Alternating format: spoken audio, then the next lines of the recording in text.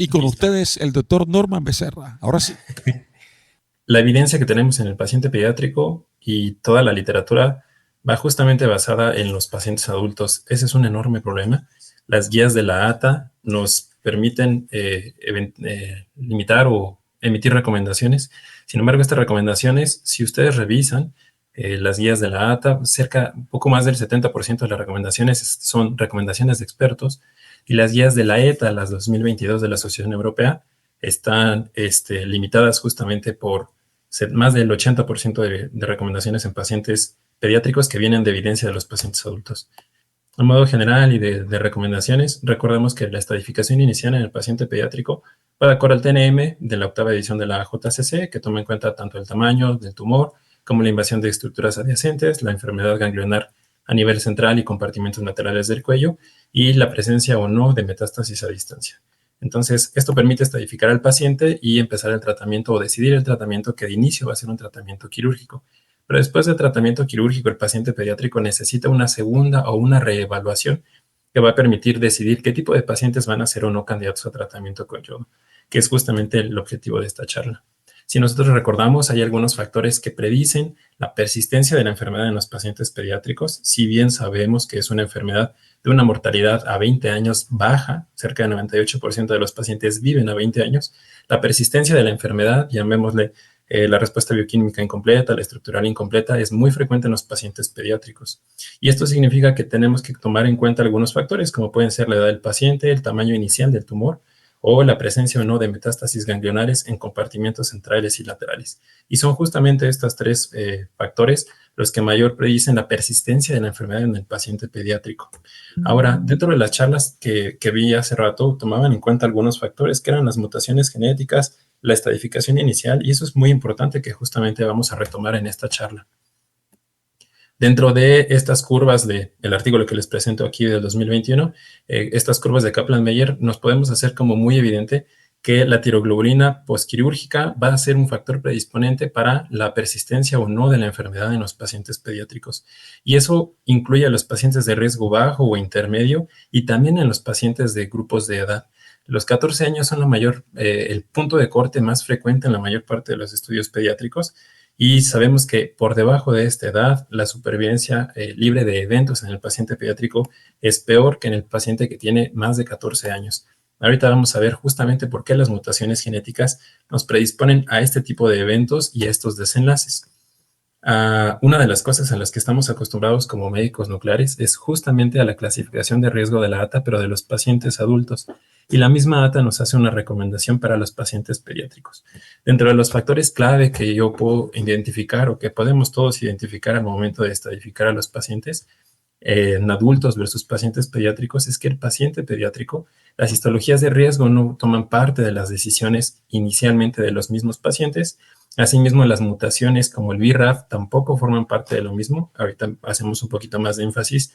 Y tampoco el tamaño del conglomerado ni el número de ganglios resecados con invasión forman parte de la clasificación de riesgo en el paciente pediátrico, aunque hay algunos estudios pequeños, unicéntricos, con bases de datos pequeñas, que sí los consideran como un supuesto factor para mejorar la clasificación de riesgo en el paciente pediátrico.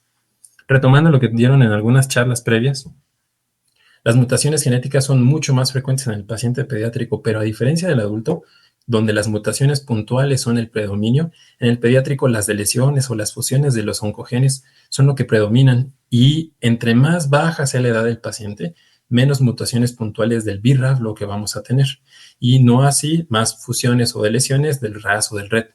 Esto permite que el paciente pediátrico tenga muchas metástasis ganglionares o pulmonares al momento del diagnóstico, pero a la vez permite que en ausencia de mutaciones del BRAF o en baja incidencia del mismo, sean pacientes cuya absorción de yodo o cuya captación de yodo sea mucho más intensa que lo comparamos en el paciente adulto. Eso les confiere una respuesta a la terapia más favorable con el yodo radioactivo, pero también me limita a la dosis que le puedo yo administrar al paciente pediátrico. Y no importa la base de datos de dónde la haya tomado, a la izquierda ven pacientes americanos, a la derecha ven pacientes asiáticos, la incidencia o la prevalencia de este tipo de mutaciones es muy similar. Eso es algo que vamos a considerar justamente cuando nos enfrentemos a un paciente pediátrico. Y no es raro, no es infrecuente que en Latinoamérica, eso no incluye aquí a México, tengamos pacientes jóvenes de menos de 10, 12 años que tengan metástasis ganglionarias o pulmonares, y entonces lo primero que salen es alarma para nosotros. Cuando no estamos acostumbrados a tratar al paciente pediátrico, vemos al paciente multimetastásico y queremos darle dosis demasiado altas, y entonces tenemos que considerar que el paciente va a vivir muchos años si yo lo comparo con el adulto. Eso me va a limitar en la dosis y en el número de administraciones que yo le voy a dar, y tengo que ser muy juicioso cuándo sí y cuándo no dar tratamiento. Recordemos nada más, la terapia inicial es un tratamiento quirúrgico y eso va a ser basado a las características del tumor y la enfermedad ganglionar, y después vamos a hablar al paciente de acuerdo a los niveles de tiroglobulina y nos vamos a ayudar de los estudios de imagen, inicialmente los ultrasonidos, pero para los pacientes de riesgo intermedio y alto de la ATA vamos a utilizar el rastreo diagnóstico con yodo 123 para tomar la decisión de a quién sí y a quién le doy y a quién, perdón, no le doy tratamiento con yodo. Ahora, un punto de buena práctica es que a todo paciente pediátrico le vamos a hacer un rastreo diagnóstico previo al tratamiento, porque eso nos va a ayudar a seleccionar adecuadamente las dosis. Si bien sabemos que morfológicamente puede un ganglio no estar clasificado como invasión ganglionar o de características ecográficas anormales, la imagen molecular nos permite detectar algunas lesiones que todavía no llegan a sus cambios morfológicos. Entonces habrá que hacer un rastreo a todo paciente diagnóstico, con cáncer pediátrico con cáncer de tiroides previo a la terapia. Y si sabemos que la terapia fundamental en este tipo de pacientes es la cirugía, ¿cuál es el objetivo entonces de dar tratamiento con yodo 131? Hay tres objetivos fundamentales. La primera es la ablación del remanente tiroideo. La segunda es disminuir el riesgo de recurrencia de la enfermedad, y de esta manera el tercer punto se enlaza con los dos previos, que es incrementar la sensibilidad de la tiroglobulina como biomarcador. Si el tirocito produce tiroglobulina y ya no hay tirocitos, no tendría por qué haber tiroglobulina. Si hay tiroglobulinas es porque hay tirocitos por ahí que nosotros tenemos que detectar y justamente tenemos que tratar. Ahora, bien lo dijeron en la charla previa a esta, la mayor parte de la evidencia en cáncer de tiroides suele ser análisis retrospectivos, y en el paciente pediátrico es más del 90% de la evidencia que tenemos. Entonces, son evidencias, si bien de bajo peso estadístico, pues es lo que más tenemos. Y en este caso es un artículo reciente de este año, evaluaron a más de 5,000 pacientes pediátricos del 1999 al 2019 en la base de datos del CIR norteamericana, y hay una tendencia muy marcada que es disminuir la cantidad de yodo que se le administra al paciente pediátrico, y esta incidencia es más evidente, o esta caída es más evidente después de las guías del 2015 de la ATA. A la derecha vemos las curvas en las que podemos apreciar que si bien la supervivencia global del paciente pediátrico es de más de 95%, no hay diferencia si se administra tratamiento con yodo o no en la supervivencia global. Y pasa lo mismo con la supervivencia cáncer específica, que es del 98%, con mínimas diferencias entre el paciente que recibe tratamiento con yodo o no. Entonces, cuando uno revisa la literatura, surge una pregunta. Si la supervivencia global a 20 años es tan alta, ¿realmente el paciente pediátrico requiere o se beneficia del tratamiento con yodo 131?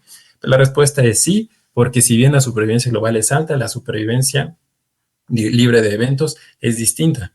Entonces, ¿a quiénes les voy a dar? Bueno, tenemos poca evidencia, rescatamos artículos posteriores a la guía de la ATA 2015. En el primero, a la izquierda de su pantalla, podemos ver que un artículo que es multicéntrico, son solamente 2 centros, evaluaron a 216 pacientes pediátricos, llamémosla de menos de 18 años, de los 3 grados de riesgo de la ATA, y la incidencia más alta eran los pacientes de riesgo bajo. Es un estudio europeo. Finalmente, el 83% de estos pacientes recibieron terapia con yodo. La dosis de terapia iba desde 30 hasta 200 milicuris. Eso iba mezclando en los datos los 3 grupos de riesgo. Disminuye evidentemente la efectividad de la evidencia en este artículo, pero rescatamos la supervivencia libre de eventos a 12 meses de 66% para los pacientes de riesgo bajo y de solo 13% para los de riesgo alto. La supervivencia libre de progresión, 86% para riesgo bajo y 43% para los de riesgo alto. Eso significa que los pacientes de riesgo bajo van a tener una supervivencia libre de eventos y libre de progresión bastante alta si yo lo comparo con las demás grupos de riesgo. Y a su derecha vemos otro artículo en donde, si bien es un número más pequeño de pacientes que también mezclaron los 3 grupos de riesgo, la supervivencia libre de eventos va desde 1 a 26 años en este análisis retrospectivo. El 91% de los pacientes, sin importar el tratamiento, estaba libre de enfermedad a 20 años, o se proyectaba a 20 años, y solamente 9% tenían persistencia o recurrencia de la enfermedad. Entonces, este es un análisis de los 3 grupos. Pero, ¿qué pasa cuando yo me voy con riesgo bajo? En los pacientes adultos sabemos que la tendencia actual es a mantener la vigilancia activa en el paciente de riesgo bajo. ¿Y qué pasa con el pediátrico? Bueno, este primer artículo que les muestro aquí justamente me da a un total de 95 pacientes. Seleccionaron casi mitad y mitad para tratamiento con yodo y a la otra mitad sin tratamiento con yodo, y tomaron en cuenta algunas otras cosas como eran las mutaciones genéticas asociadas a este tipo de pacientes. Aún en pacientes con riesgo bajo de la ATA que pudieran tener mutaciones RAS, RET o BRAF, la mayor parte de este tipo de pacientes sí tenían las mutaciones y algunos recibieron tratamiento con yodo y algunos otros no. Pero a largo plazo, a 5 años, los pacientes tenían un desenlace muy similar. Por lo tanto, las recomendaciones que nos dan hasta el momento, tanto la ATA como los pequeños estudios de evidencia prospectivos y retrospectivos, van en favor de que el paciente de riesgo bajo puede no recibir tratamiento con yodo y mantenerse en vigilancia activa. Ahora, a quienes sí les vamos a dar tratamiento o una ablación con yodo son a los pacientes de riesgo intermedio y alto.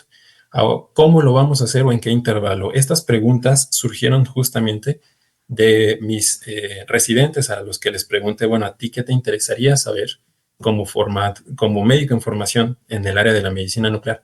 Y me dijeron, una de las preguntas más recurrentes fue, ¿cuánto tiempo tiene que pasar entre la cirugía para que yo le dé yodo? Bueno, si bien no hay estudios grandes o grandes bases de datos que me respondan esta pregunta, la ATA nos recomienda que después de 12 semanas de la cirugía se haga una reevaluación bioquímica y morfológica. Vamos a reservar nada más el rastreo con yodo 123, Latinoamérica o México específicamente, donde no hay yodo 123. Desafortunadamente tendremos que usar yodo 131 y vamos a tomar en cuenta tanto los niveles de tiroglobulina como los hallazgos del rastreo para determinar a quién sí le voy a dar tratamiento. De manera general, esta tabla nos resume lo siguiente.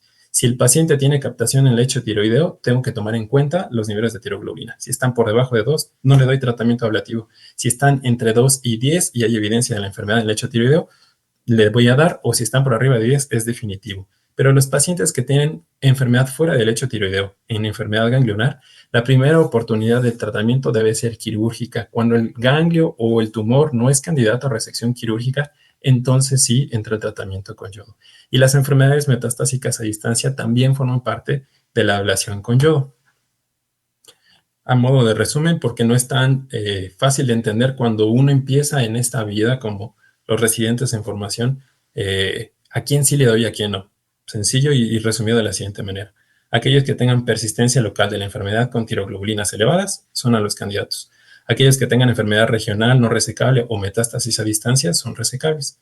Esta imagen que les muestro a su derecha, pues es un rastreo postterapéutico en un paciente pediátrico que tenemos aquí, uno de los tantos que tenemos en el Hospital Infantil de México, y con las flechas negras les seleccioné la enfermedad ganglionar. Entonces se le hizo un rastreo postterapéutico y a este paciente no tuvo un rastreo diagnóstico, que eso es algo de lo que se tomó en cuenta en la guía 2022 de la ETA. Rastreo diagnóstico a todo paciente previo a la terapia. Estos tipos de enfermedad ganglionar sí era candidata a resección quirúrgica si el ganglio tenía un eje menor a 10 milímetros es para tratamiento con yodo, pero si su eje menor es mayor a 10 milímetros, tendría que haber sido llevado a linfadenectomía selectiva. Por lo tanto, y volvemos a hacer énfasis en esta tabla, si la enfermedad ganglionar es resecable o el tumor es resecable, tendrá que ir primero a tratamiento quirúrgico y posteriormente a una ablación con yodo 131. De lo contrario, la respuesta en este tipo de enfermedad es baja y requiere más dosis con todos los efectos secundarios que esto pudiera llevar a tener. La pregunta más difícil de responder en el paciente pediátrico es ¿qué dosis debo de utilizar? Ojalá tuviera yo una respuesta completa para todo esto, pero desafortunadamente no la tenemos. Algunas de las recomendaciones que existen, algunas de las pautas que tenemos, es que los vamos a dividir en grupos de edades a partir de los 5 años hasta los 15 años y más allá de los 15 años. Como vieron ustedes, las mutaciones genéticas podemos ampliarlas a este tipo de grupos de edad y como mencionamos, después de los 15 años, las mutaciones del BRAF son más frecuentes y se asemejan mucho a la de los pacientes adultos. Y entre más pequeños sean los pacientes, las mutaciones del BRAF son menos frecuentes y por lo tanto la respuesta al yodo es más favorable. Por lo tanto, tengo que reducir yo la dosis, además del crecimiento normal y fisiológico de los tejidos a esta edad. Entonces, podemos dividirlo por grupo de edad y seleccionarlo por fracciones de la dosis que le vamos a dar al adulto. El inconveniente de las tendencias actuales es si tengo dosis bajas versus dosis altas del paciente adulto. Entonces, esta aproximación puede ser válida, sin embargo, surgen varias dudas. Es cuál dosis utilizo, la dosis alta o la dosis baja. Otra de las formas de utilizarlo en pacientes prepuberales es calcularla por kilogramo de peso. Y vamos a poner un ejemplo sencillo. Imaginen que tengo un paciente de 11 años que pesa 40 kilogramos y que le voy a dar yo una dosis ablativa con yodo porque es de riesgo alto. El paciente tiene enfermedad ganglionar y pulmonar, entonces le voy a dar yo una dosis ablativa. Podría yo seleccionar la dosis más alta, que podrían ser 2.7 milicuris, y si el paciente pesa 40 kilogramos, entonces ya le estaría dando poco más de 80 milicuris. Esto puede ser válido o puede que no. La verdad es que es complicado porque al final del día podemos optar por dosis estandarizadas, como lo es en el paciente adulto, sin tener grandes efectos secundarios inmediatos, pero no así a largo plazo. Otra de las aproximaciones es usar la dosimetría y tenemos dos puntos a considerar: la dosis que va a recibir la médula ósea y la dosis que va a recibir cada uno de los tumores. Tan alta como pueda en el tumor, pero tan baja como deba hacerlo para la médula ósea. Entonces, las metas o las aproximaciones más recomendadas son darle 300 Grays al remanente tiroideo y 80 Grays a las metástasis cervicales, pero que la dosimetría cuerpo completo y a la médula ósea no exceda las 2 Grays si yo lo calculo con base en una dosis de 80 milicuris ablativa del paciente pediátrico. Como dijimos, las metástasis pulmonares no son raras, son bastante frecuentes en el paciente pediátrico. Y uno de los problemas que tenemos es que como el paciente va a vivir muchos años, las secuelas del tratamiento también van a vivir con él a lo largo de su vida. Eso acorta la esperanza de vida. Entonces, los metástasis pulmonares suelen ser bastante ávidas en el paciente pediátrico, pero tengo que yo limitar la dosis absorbida del parénquima pulmonar, porque a medida que yo incremento la dosis absorbida dentro del mismo, incremento el riesgo de fibrosis pulmonar, que puede alcanzar hasta el 10% de los pacientes pediátricos a lo largo de toda su vida y solamente del 1 al 2% en el paciente adulto. Eso le va a conferir no solo una calidad de vida menor, sino una esperanza de vida menor, aunque se cure del cáncer de tiroides o le logremos ablatir todas las metástasis pulmonares, vamos a disminuir su calidad y su tiempo de vida, como es el caso que mostramos a la izquierda. Es una captación muy intensa, muy focal, y en el SPECT estaba lleno de micronódulos en ambos pulmones. Entonces, si bien la evidencia no me puede dar un punto de corte estricto, la recomendación es bastante sencilla. A los pacientes de riesgo bajo vale la pena mantenerlos en vigilancia y solamente en casos seleccionados. Un remanente macroscópico del lecho tiroideo que no sea candidato a resección quirúrgica, pero sí visible por estudios de imagen y con tiroglobulinas elevadas, podría ayudarle una ablación con hasta 30 milicuris. Los de riesgo intermedio me voy a limitar a dosis de 100 a 150 milicuris y los de riesgo alto a 150. Las dosis de 200 milicuris las voy a reservar únicamente para los pacientes que tengan metástasis extraganglionares. Sabemos, como médicos nucleares, que el yodo radioactivo compite de manera activa contra el yodo no radioactivo. Entonces, lo que tenemos que hacer es suspender o limitar la cantidad de yodo no radioactivo que tenga el paciente. Eso lo vamos a hacer limitando tanto la ingesta de fármacos que pudieran contrarrestar justamente esta absorción de yodo radioactivo, como aquellos fármacos que tengan dentro de su composición química yodo, que es la tabla que les mostramos a la izquierda.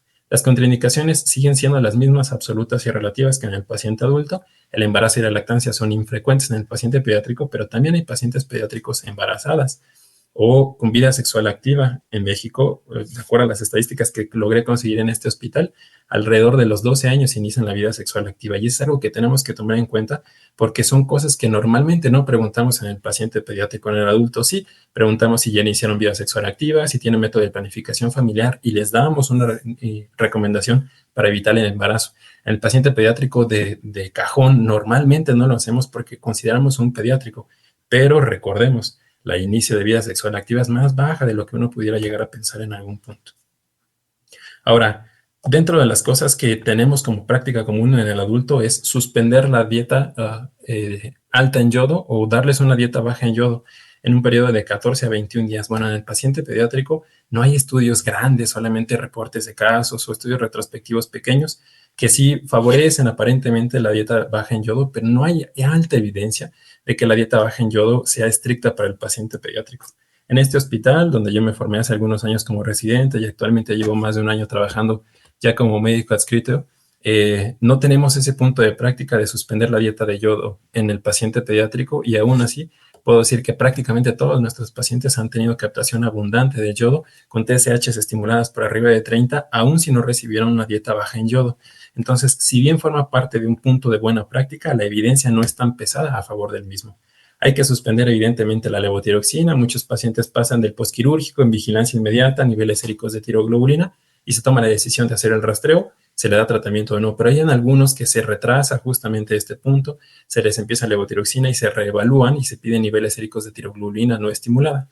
Cuando se considera que el paciente va a ser candidato a tratamiento, se prepara para el rastreo diagnóstico y suspendemos la hormona tiroidea. Si por alguna razón no lo hicimos y nos fuimos directo a la dosis terapéutica, aún así hay que suspender la levotiroxina o la liotiroenina para que la TSH esté por arriba de 30 microunidades por mililitro.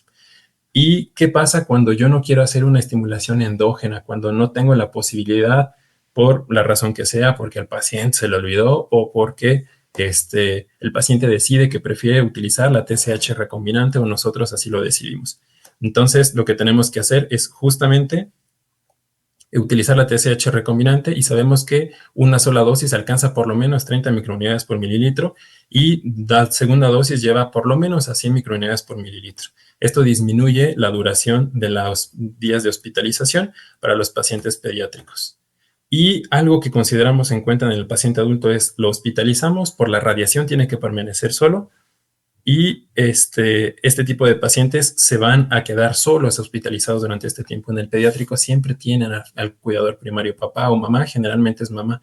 ¿Qué pasa con estos? La verdad es que el uso de mamparas limita la radiación que recibe el cuidador, eso permite que entre y salga del cuarto con relativa libertad o que permanezca a larga distancia del paciente dentro del mismo cuarto blindado con las medidas de seguridad radiológicas. Dentro de los efectos secundarios del tratamiento, pues está la cialodenitis y el edema cervical, y justamente se le pide al paciente que ingiera de manera abundante líquidos durante 3 a 5 días después de haber recibido la dosis y que utilice cialogogos para disminuir justamente este tipo de efectos secundarios. A largo plazo, la fibrosis pulmonar, la formación de segundos primarios, la menopausia temprana o la zoospermia son efectos posibles que pudiéramos llegar a tener y generalmente son efectos dosis dependientes. Dentro de las recomendaciones, pues evitar la concepción para los varones o que eviten la concepción 4 meses y 12 meses para las mujeres. Y cuando vayamos a utilizar una dosis acumulada total o se planea una dosis acumulada de 400 milicuris, tenemos que considerar la posibilidad de la criopreservación de esperma u óvulos. Y como habíamos mencionado, la tiroglobulina forma parte fundamental de la decisión terapéutica. Aquí les muestro un rastreo diagnóstico donde no hay evidencia de la captación, pero hay tiroglobulinas no estimuladas altas. Se le dio tratamiento, se estimuló, y con el rastreo postterapéutico encontramos nódulos pulmonares. ¿Qué pasa con el cuidador? Como les mencioné, el cuidador primario puede permanecer en el cuarto blindado siempre y cuando mantenga tiempo, distancia y blindaje. Entonces, consideremos justamente que este tipo de pacientes pueden permanecer en el cuarto de hospitalización siempre y cuando estén en lo menor tiempo posible y a mayor distancia del paciente. Y por último, ¿qué pasa cuando el paciente pediátrico se va?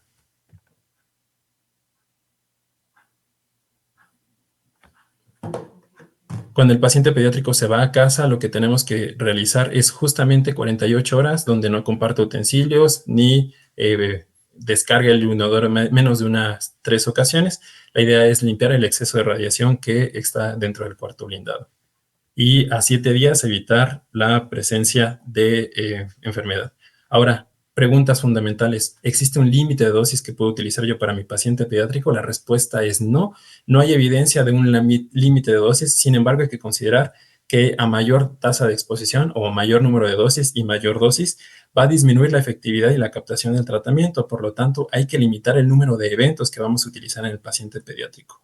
Y respecto a la formación de segundas neoplasias, las podemos dividir en hematológicas y no hematológicas. El linfoma es el más frecuente y las neoplasias sólidas incluyen al cáncer de estómago, de glándulas salivales y de mama. Y este efecto va a ser más frecuente entre más alta sea la dosis. Por lo tanto, en los primeros años que se utilizaba el tratamiento con yodo, estas segundas neoplasias serán más altas y a medida que se ha disminuido tanto la dosis como el número de eventos de terapia con yodo 131, estas incidencias van a ir disminuyendo de manera progresiva. ¿Cuándo yo debo de entonces parar la administración de yodo 131? Cuando no haya respuesta clínica, bioquímica o morfológica del paciente o cuando pese al tratamiento el paciente siga progresando, como es el caso que aquí les mencionamos. El paciente tenía 13 años, se le dio una dosis ablativa, tenía un remanente en el mediastino Y a 17 meses después de esto progresó de manera importante tanto morfológica como bioquímicamente. Se llevó una segunda resección quirúrgica, pero este tipo de pacientes, aunque yo le pueda administrar una segunda dosis terapéutica, la efectividad de la misma va a disminuir y la progresión va a ser más alta. Entonces, este tipo de pacientes se pueden considerar de alguna manera como radioyodo refractarios y será el paciente ideal para evaluar si es candidato a tratamiento con TKIs, que desafortunadamente en México, por lo menos en los hospitales públicos, no tenemos.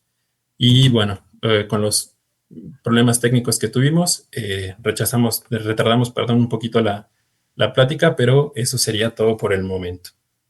No sé si alguien tenga alguna duda.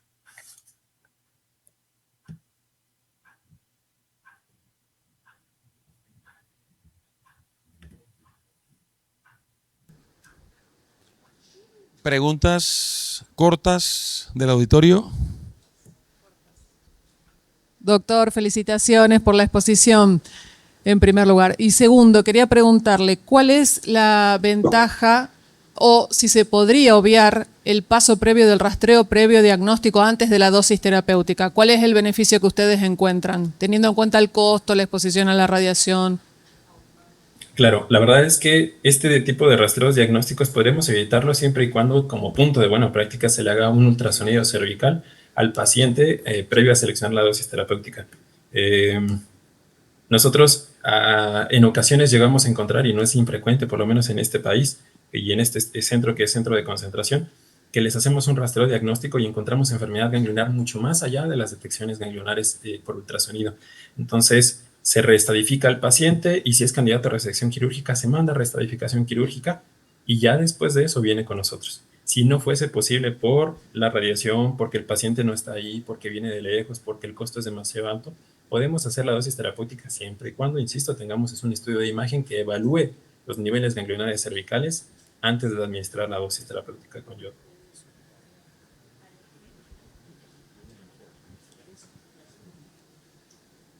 Doctor Norman, pregunta del chat de Rubén Fernández. En su experiencia, ¿ha detectado en el panel genético diferente a lo habitual en el niño? ¿Debería recibir yodo? Desafortunadamente en el Hospital Infantil de México, que es donde me encuentro laborando en el turno matutino y directamente con los pacientes pediátricos, la evaluación del perfil genético no forma parte de la evaluación rutinaria de todos los pacientes. Por lo tanto, no lo tomamos como punto de tratamiento, aunque deberíamos de considerarlo. No tenemos la disponibilidad amplia, el costo es alto para realizar este tipo de perfiles genéticos en los cánceres diferenciados del paciente pediátrico.